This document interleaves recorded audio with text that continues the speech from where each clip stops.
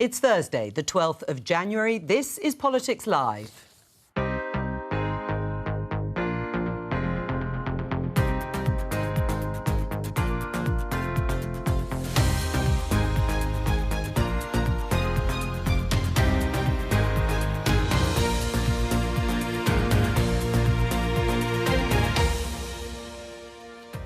Joining me today, Conservative MP Bob Seeley, Labour's Siobhan McDonough, The Guardian's political editor Pippa Crerar, and author and broadcaster Timandra Harkness.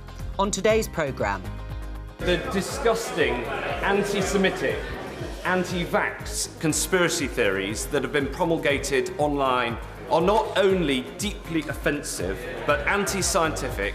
Andrew Bridgen is suspended from the Tory party over anti-vax comments. But how do we balance censorship and free speech?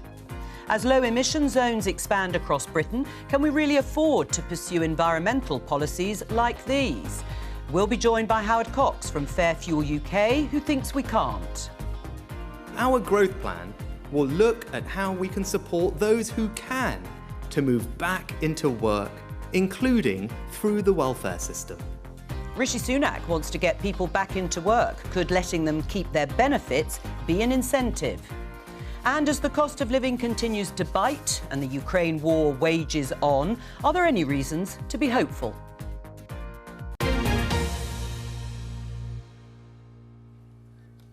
Well, let's stick broadly with that theme. Let me show you a couple of headlines. This, first of all, in the Daily Telegraph. 750,000 could soon default on mortgage. This is a report in the paper saying that that many households are at risk of defaulting on their mortgages over the next 2 years. And this in The Guardian, fury as millions on prepay energy meters plunged into dark and cold. Ministers are being urged to stop the forced installation of prepayment meters after revelations that 3.2 million people were left with cold and dark homes last year as they ran out of credit. Further evidence, Bob, starting with you, of all the pressures people are facing on the cost of living. Do you feel any hope that things will improve this year? Yes, I do. Yes, I do, because the spot price for liquid natural gas has been falling since the summer, and I think it will continue to fall quite sharply. This will have a significant impact on inflation. Look, and one of the reasons why we can't give people the pay increases, the pay awards that they want, is because we have to think of the nation and the public finances, and we have got to get inflation down, because inflation hurts everybody. So the more we have falling energy prices, and the more people can be responsible in the pay claims, despite the fact that we have very hard times at the moment. We've got some of the worst inflation for 25, 30 years.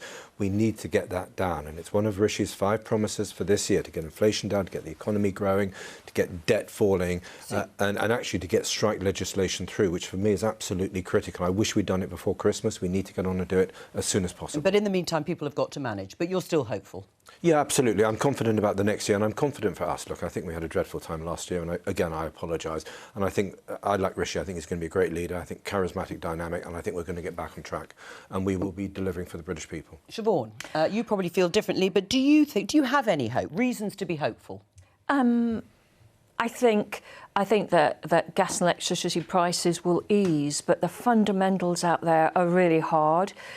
People who have 2-year fixed mortgage deals are likely to find when they try and sign up to a new mortgage could be £500 a month more. Food prices are still increasing hugely, and the people who are the poorest spend more of their money on essentials like that. And I was really interested to see the thing about the prepayment meters, because I was talking to the chief executive of a local housing association in my constituency, and she was telling me for the first time in a career of over 30 years, they have to make sure that their contractors doing repair have cash in their pockets to recharge the key meters, because they go into so many homes that have no gas and no electricity.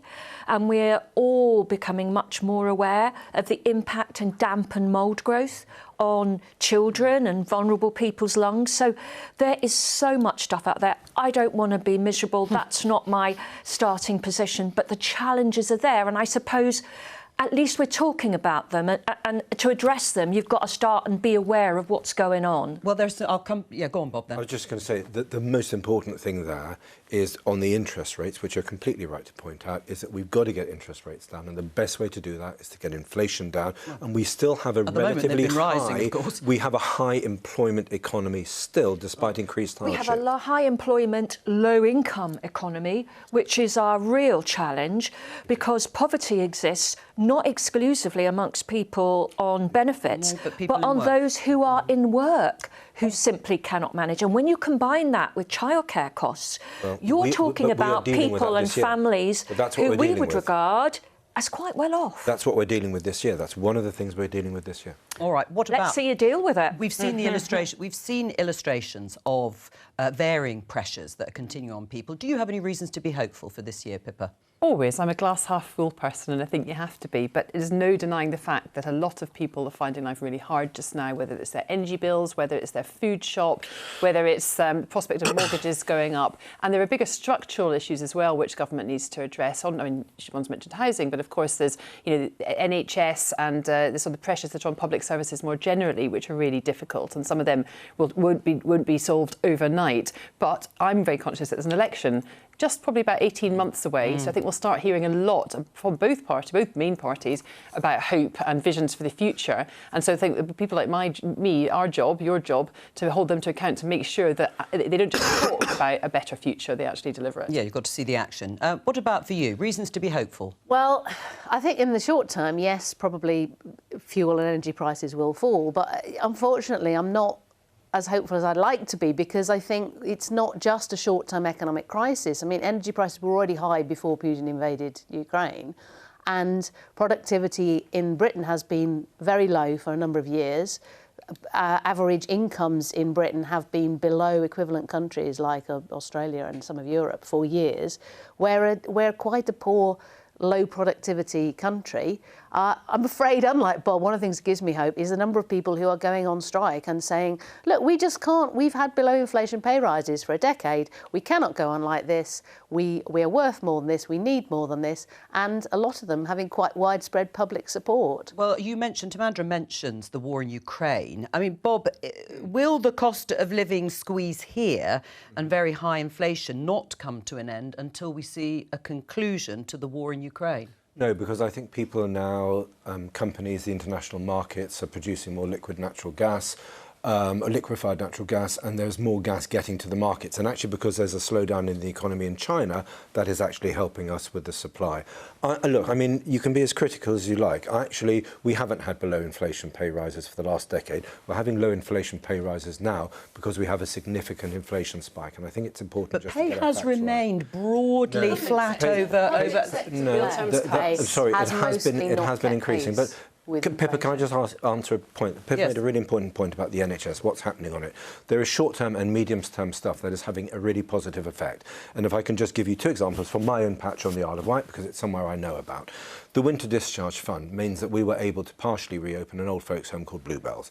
That freed up nearly 24 beds to get people who'd had their operations into Bluebells, so we could free up a good-sized ward in St Mary's and the NHS to get more people through, to get their operations successfully done. So that is an example of actually just firing up money to do the short term. The medium term is the discharge. Let's finish the point and then I'll come to you. The medium term stuff we're doing is speeding up checks, scans and tests through the diagnostic centres. All right. Well, that's one example. That's one example of good practice. You were going to say. I'm delighted for Bob and his constituents, but that's not the experience of most people who are currently using the A&E. The crisis in GP and primary care, we've read, seen, experienced the length of time that people are waiting in A&Es. Anybody with a relative who is unwell fears having to go near the GP or go near the hospital because we don't want to put our loved one in that position of experiencing that. I mean, so that's why we've got another $1.5 billion, another 50 million GPs if Bob's appointments. Experience is worthwhile, my personal experience is worthwhile. My sister's GP took 3 weeks to look at a urine sample, only to give me an appointment 2 weeks later to tell me that they couldn't test it.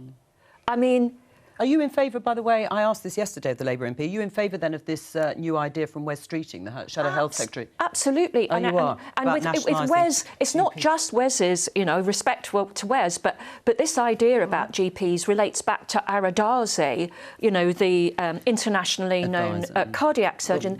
In our big cities, but you're not all agreed on. The problem is you're not all agreed on that. Our GP service is on its knees. Sorry, Siobhan, well, just finally one example, because we must move on. But yes, go on. Again, another example in my patch. We have somewhere called the Lighthouse Clinic. It's the best dermatology clinic in the country. We need it because But you would agree it's patchy?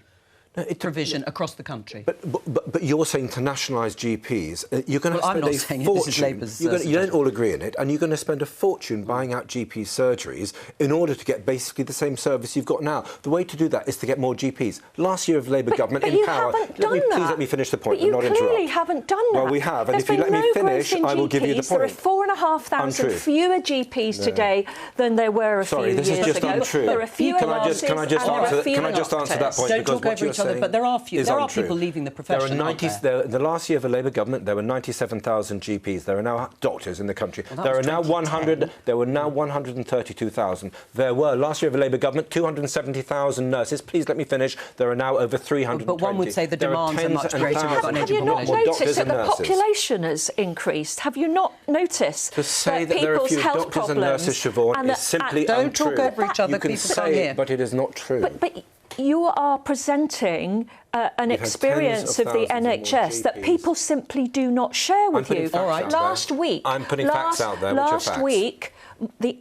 my local hospitals, we were talking about it earlier on, St Helier and St George's announced major incidents because they could not cope with the numbers of people coming through their doors. I think it underlines how important the discussion around the NHS has been and will continue to be so. We're going to talk about low emissions zones, or what the government calls clean air zones. More and more cities in Britain are introducing them.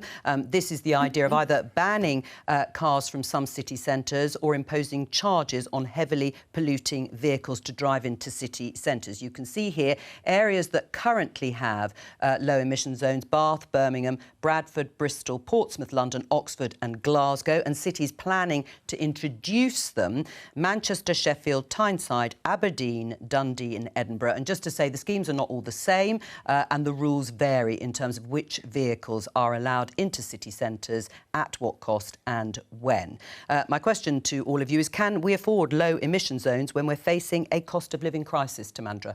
Well, no, but this is where who we is becomes really interesting, because if we is young, healthy people living in cities with good public transport, then who I suspect are a lot of the people who make the policies in this, they go, well, that's fine, I can cycle and get the bus, everybody should be doing this, the air will be cleaner. If you are somebody maybe who works and also has small children, so you need to get them to school and get to work, if you work irregular hours, suppose you're a care worker that goes from home to home, or you're a plumber and you need to carry tools and materials, then you cannot do without a vehicle. You cannot necessarily replace a vehicle overnight just like that.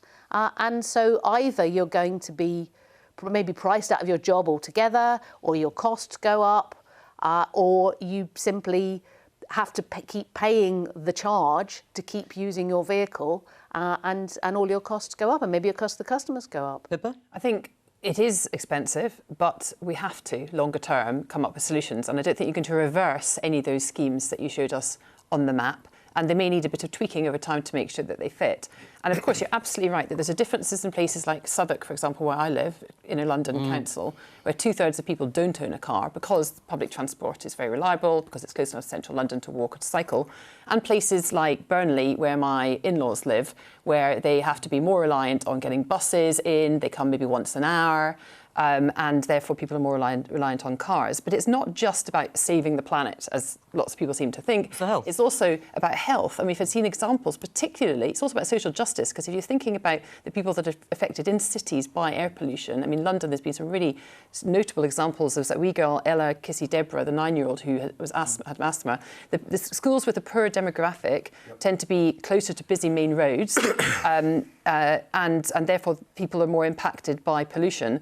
It's also about traffic, and if you take people that don't need to use their cars, and I own a car and I live in central London, and sometimes I use it when I don't need to.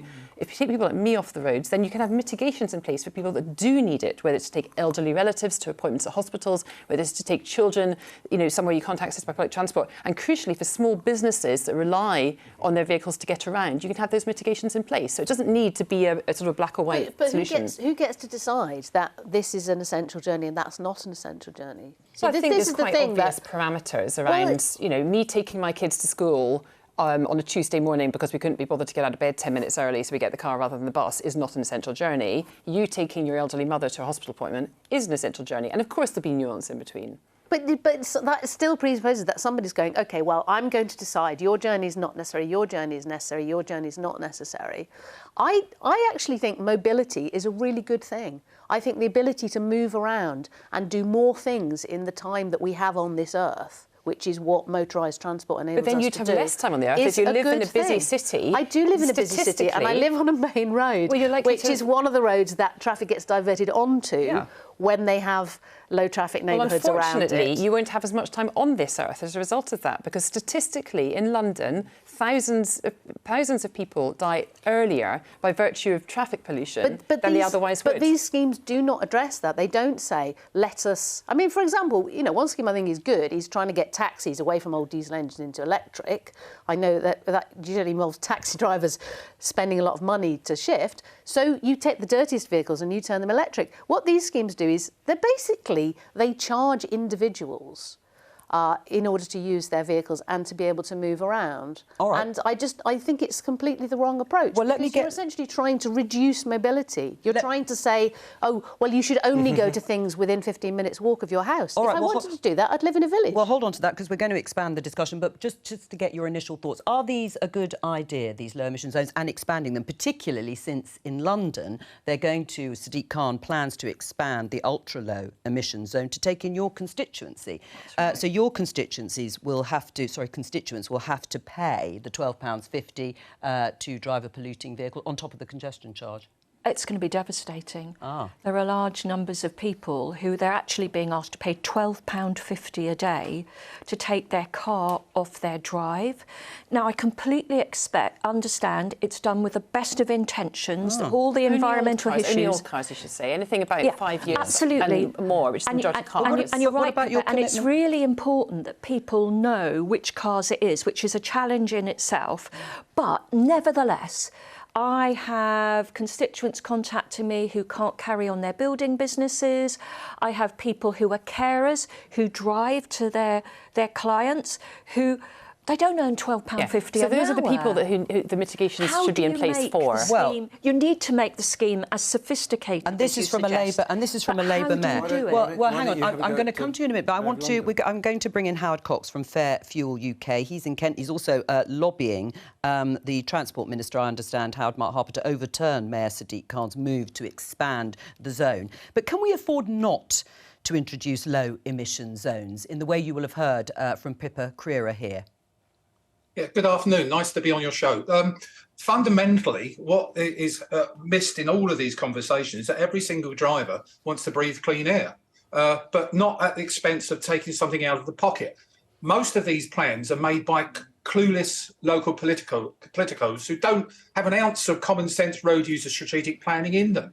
What we need to do is develop clean fuel technology and incentivise people to move to cleaner fuels, not stop their freedom of travel. And you're right about what makes an essential journey is, in one of your speakers just now, what does make an essential journey is a freedom of to drive. I don't want a local elected politician to tell me where I can go and how I actually go by what form of transport. Bob? I have a lot of sympathy with what Howard says. I also have a lot of sympathy with Pippa's argument. Look, there is an issue of social justice. If you're poorer, the quality of air you breathe is worse, and that affects you. And actually the noise pollution. So if you're talking about young people, not only are they breathing in some horrible fumes, and actually I breathe in diesel, it makes me feel physically ill. But if you live on main roads, your sleep is much more likely to be interrupted. You're going to do worse at school. Your life chances suffer. So that is really important. So would you support Howard's campaign? But I just think if you're going to do green measures that cost small businesses money, the time to do that is when we have a growing economy or our economy is growing faster. So I would not necessarily introduce these measures now. I would hold them off until, as Howard says, the technology is there to do it more easily and to put fewer economic costs on people, because if you have a shrinking economy, it is more difficult to do things. If you have a growing economy, it is easier to make those changes because people can add cost to their business without losing business. They can add cost to their business and still employ new people because their businesses grow. Right. So this is a question of judgment and balance over time. So is it the wrong time to do it? Is Sadiq Khan a clueless politician? Yep. Well, no, I wasn't. I'm sure that's what you think. I was asking Siobhan, who probably comes from the same party. Clearly, he's not clueless. But on this, I just think it is the wrong time, and I think it's targeting people who are having the hardest of times. And but when is a good time? I mean, when is there a good time? As Pippa said, you may not be around. We may not be around long enough to find out. There are times that are easier than they are now. But I have to say, there will be more over 50s jobless and on benefits if this happens in my constituency. There will be fewer carers because they just can't do it. And it's with. I appreciate that Sadiq wants to do a really good thing, but at the moment, the way it's being introduced is challenging those who have the least ability to fight back. The problem is Keir Starmer's committed very much broadly to environmental policies. Yes, within that also specifically climate change policies. But is it going to be difficult when you hit reality with some of these policies in the way we're discussing now? These things always are. I mean, just saying something is difficult means it actually is difficult to do. And there are absolutely valid arguments about when you do these things. And, I share the concern that people are obviously facing a huge amount of pressure financially at the moment. And therefore, judgments need to be made by these city leaders across the country as to when they do this. I also think that there has to be the capacity for a more sophisticated system with inbuilt mitigation. And that none of these schemes are perfect immediately. They're going to be introduced and hopefully tweaks will be made. But in some cases, maybe those tweaks should be made before they're imposed. I mean, Howard, what's your response to what you've heard? Because government research released last year says that air pollution is the largest environmental risk to public health in the UK. We can't wait. Well, I understand this, and I repeat what I said earlier. Everyone wants to breathe cleaner air. But next week, I'm publishing a poll. It's running at the moment. 50,000 road users right across the country have taken part, and we've asked the question, what is the impact of restrictions in cities driving now? And 64%, that's 2 out of 3 of respondents, have said it's purely a local council cash grab because they're starved of national funding from central government now. So they're using any way possible to actually raise fund. It's not about, it is green virtual signalling that's going on. Please, please don't have a go at me for saying I'm not denying climate change. I'm just denying the fact is that people can't afford this at this time, and that most of the people in your studio agree with that. Right, green virtue signalling, though, is that what these schemes are, Bob? They can be at their worst, at their best. But what does that mean at their worst? There's either a scheme or there isn't a scheme. Pippa got it right. If this is done well, it's great to have a good idea, but a good idea done badly is a good idea done badly. A good idea implemented well with a great policy that's actually well thought through improves people's lives. And fundamentally, politics is about coming up with good ideas, implementing them properly for the benefit of the public good. That's politics. And if you come up with a good idea, and look, Labour's net zero by 2030, it's a great idea. Absolutely clueless because it is absolutely unachievable, and they will get absolutely slated come the next election because it is simply not achievable within that time frame. You have to be realistic, and so good politics done badly is bad politics. Good politics done well is good politics, and what Howard says is basically I'm not really sure I'm going to take any lectures from Conservative MPs and where we are. It's a point. The thing is, when we introduce policy, we have to make sure that those people impacted by it can actually sustain it and manage it. And if we look at the way the green grants system has worked to improve the insulation in your home, it's always people who live in bigger, more expensive houses who can actually afford to do it. People with nothing don't have the finances to do it. So what I'm trying to say is that when you come up with a good idea, I appreciate I'm talking about a London mayor, but you asked me a question on behalf of my constituents and the people I see and I exist to support. And will you be so happy I will to... do that without fear or favour. We should write to the Labour Mayor telling him what a bad I have idea no this is. I don't want us to be it's all right. we. We've got Howard. I don't want us to be we. We are not we. We do not want the same thing. You don't see the NHS and the crisis it's in. You're in a level of denial. We're not going to return to the NHS. Just a final word from Howard. I mean, you're campaigning against Sadiq Khan expanding this zone. How far have you got? It looks like it's going ahead. It is going ahead in August, that's right. But next week we publish some information that is pretty damning to Sadiq Khan, which I can't reveal at the moment. No, well, I would. Like, I'm on your show next week to do.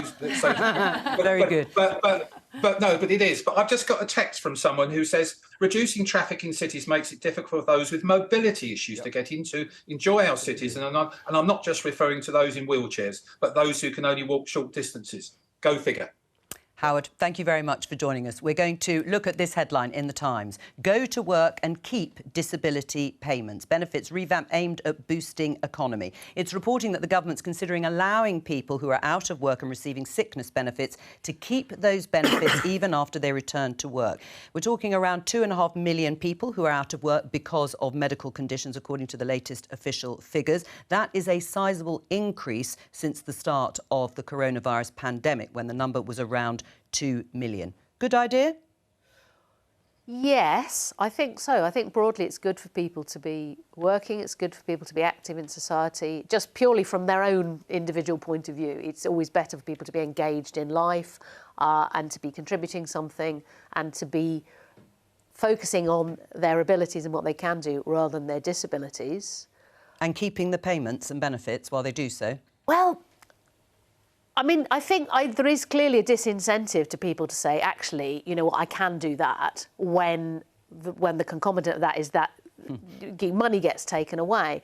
But I think it's part of a much broader problem. I hesitate to say that our society incentivises people to be ill or disabled, because I think that's kind of insulting to people who are getting by on very little, with very little public support, with long-term disabilities. But I do think there's a sense in which we're encouraged to see difficulties and challenges as a disability that then defines us to some extent and then becomes even an identity, and then you get stuck in a rut and say, well, look, this is who I am, and it becomes very difficult. So I think the disability benefit system is part of that, but not the only thing. But I realise this is a huge topic here. I would be really interested to know how many of these people are suffering from mental health conditions like depression and anxiety, which are genuine life-limiting conditions, but the way that you handle them, the way you deal with them, can help people to escape from them or to get stuck in them. And that's what I worry about. Do you think it is a good idea, though? Let people keep it. You do?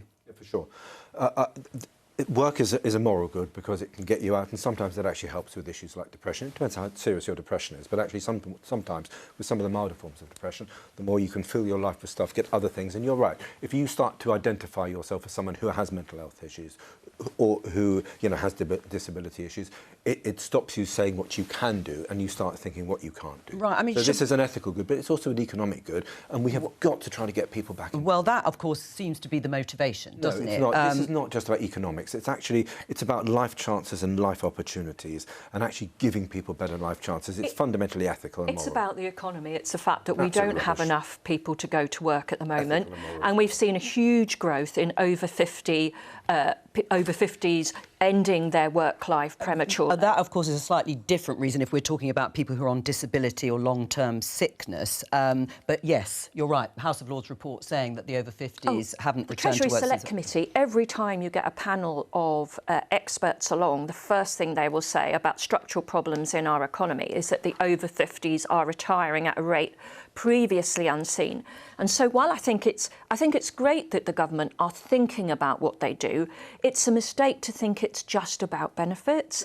It's also got to do with, we have a huge number of professionals who are leaving because they can, because they have good occupational pensions, and because they regard working in the health service or wherever to be a constant daily battle where they cannot do the job they were trained for so they are giving up. Well, what about the sort of cost implications, Pippa? Because someone leaves work because they're ill, they get better, they start working again. Can we afford to keep paying them sickness benefits while they do that? I think the point is that there's disincentives been built in the system at the moment, and if you are somebody who has a condition that means that you are for long term have been sick and then want to come back to work, then you basically have to give up. They do the workplace capability assessment, which basically works out how much money you're entitled to if you're off sick to support you.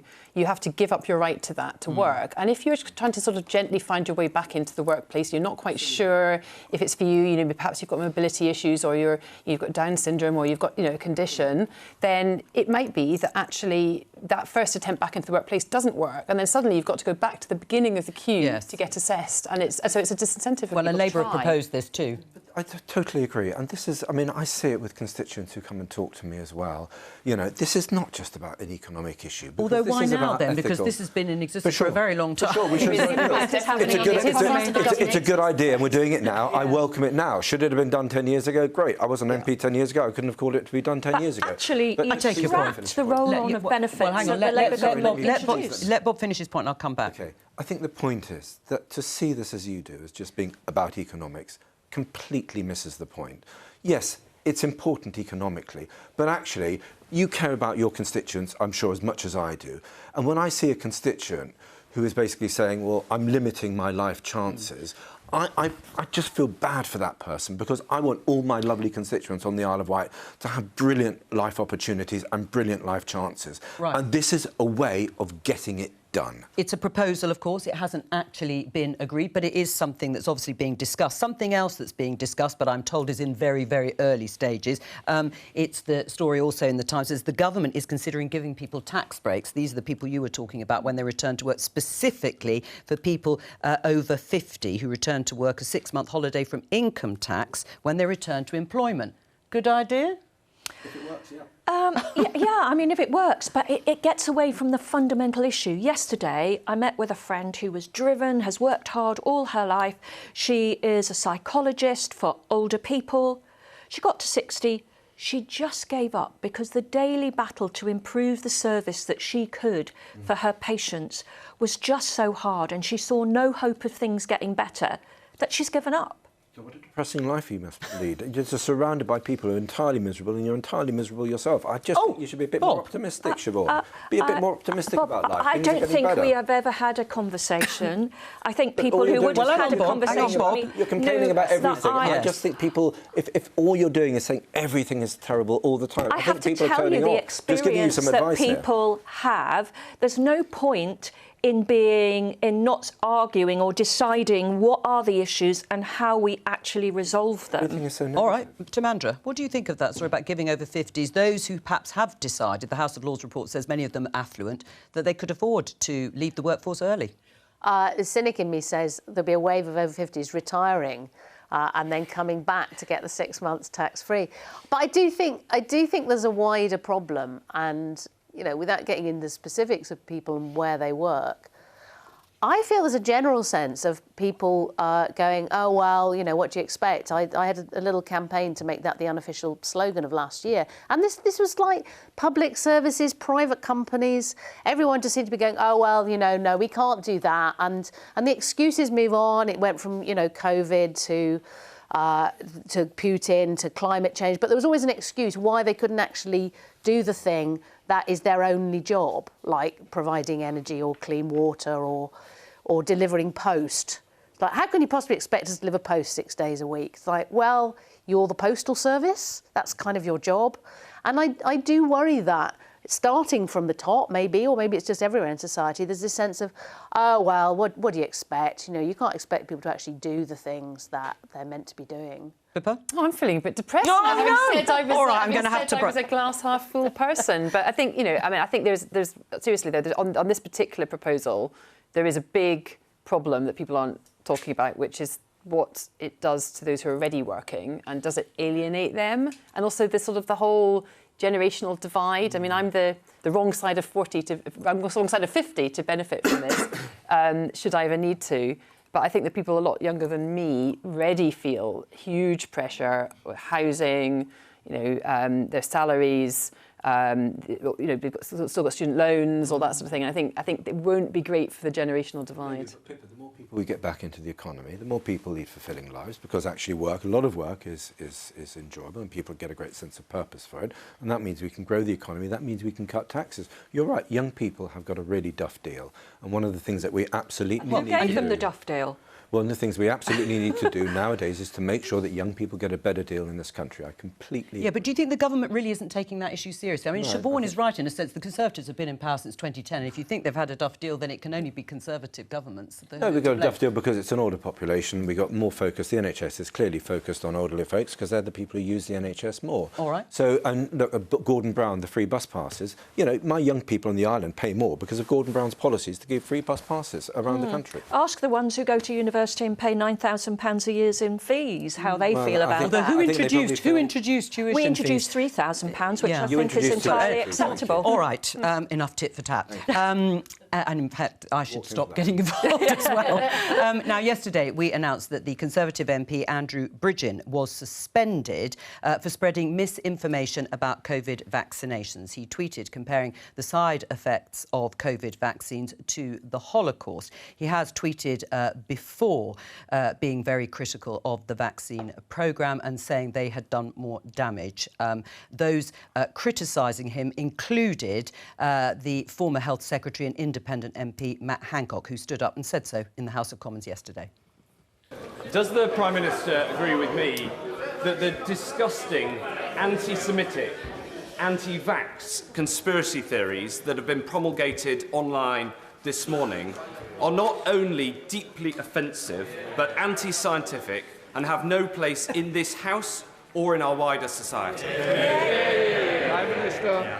Well, can I join with my right honourable friend in completely condemning those types of comments that we saw this morning in the strongest possible terms? Obviously, it is utterly unacceptable. Those views have no place in wider society, said Matt Hancock. Do you agree?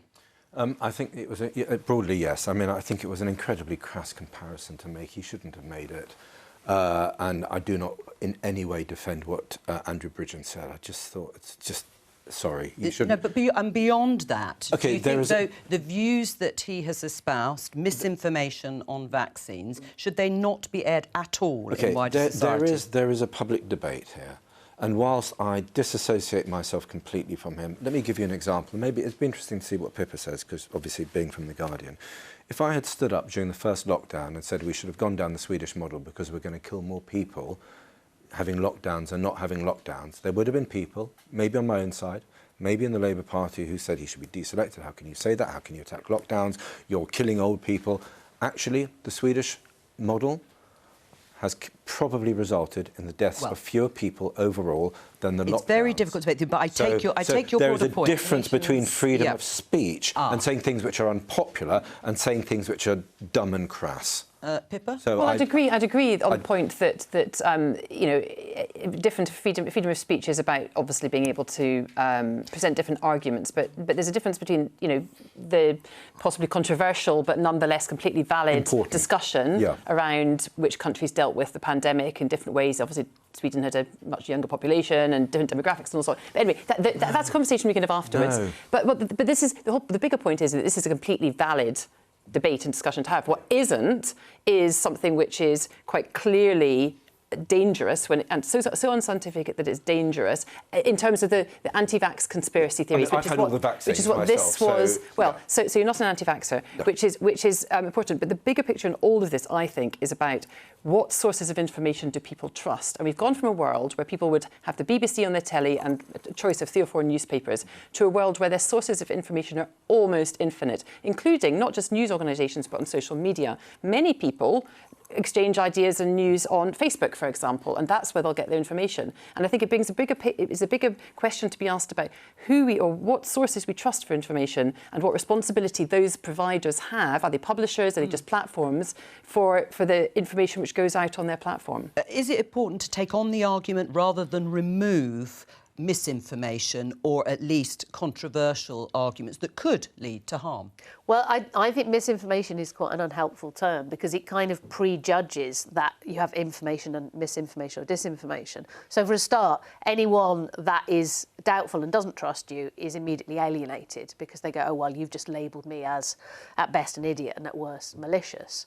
So I don't think that's the best way to approach it. I mean, Andrew Bridgen was just wrong about the risks from getting the vaccine are vastly outweighed by the risks of catching COVID, unless you are a healthy person in your 20s, in which case then it does start to be a genuine thing that because the risks to you of COVID are so small, then the tiny but non-zero risks from a vaccine start to be weighed with it. But I do think it's important to take it up and challenge it. I think trust is the key word here. If people do not trust a source, then that source can give them all the facts, all the arguments, all the graphs, all the figures, and they'll go, well, you would say that, wouldn't you? So it's about building a relationship of trust. And part of that is about being transparent. So early on, I think there was some reluctance to talk about the vaccines and say, yeah, this will vastly, vastly reduce your chance of becoming seriously ill and dying from COVID. But it's a non-zero risk, like all vaccines. And does it drive people towards conspiracy theories? I think it can. Yes, exactly. But then you and are especially when they're locked down and their only source is the internet. But then you're incumbent. And they go, oh, well, look, I found this YouTube video that says the whole thing is a conspiracy. And they can't just go to the pub and have their mates go, Bill Gates is injecting you with a chip. Have you listened to yourself? But that is incumbent on people getting their facts right. And as much as I respect him, when Michael Gove said we're all equally at risk, or was it Matt Hancock, that was statistically not correct. Exactly. As you've just said, that actually when you're in your early 20s, what, is 32 people under 30? Yeah, exactly. If you're in your early 20s, you're doing it altruistically to reduce, not eliminate, but reduce the chance of passing the issue for us is that... And should it be much more straightforward? Well, hang on, let me get to one. Should they be censored, then? Should these sorts of comments, that's what Matt Hancock was saying, these assertions, claims like these, should be censored? Well, I think it's different because it's Andrew Bridgen. Andrew Bridgen, the individual citizen, has a right to express his views. Andrew Bridgen, the MP, is in a different position. He is in a leadership position, a position of trust. And I can absolutely assure you that all the anti-vaxxers out there will be using him as justification for their views. So I think we have to look at it, one, as an individual and then as an MP. So I completely agree, things you thought you'd never say, with Matt Hancock, with the Conservative Party, that he deserved to lose the whip. And should he ever be allowed to stand again?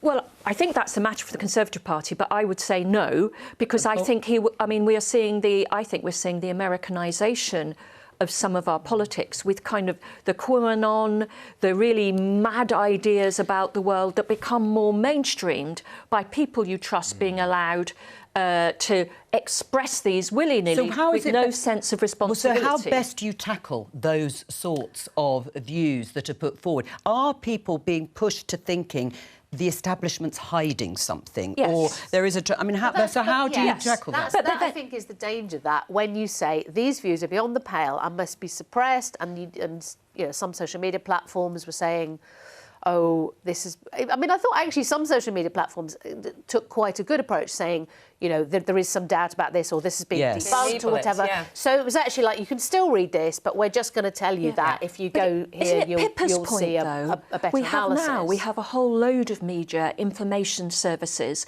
that are not regulated and that aren't subject to the same validation. And if you look at, you know, the WhatsApp groups that were going on during lockdown, you know, I'd get by mistake admitted to them and I'd be saying, do you really think about this? Let's talk this through. Well, is that the better way to deal with it? You say it shouldn't be censored, I think it has to be that way. Yeah. But I think it's different if you're an MP. Fair enough. But beyond that, you said freedom of speech shouldn't be censored. Right. Andrew Bridgen is in trouble because he is representative of an organisation. So that's the issue. But freedom of speech, it is better to challenge than to silence as part of a broad principle. All right, that's all we have time for. Thank you to all of my guests for today. I'll be back tomorrow with Politics UK at 12:15 here on BBC Two and on the BBC iPlayer. Until then, have a lovely afternoon. Bye-bye.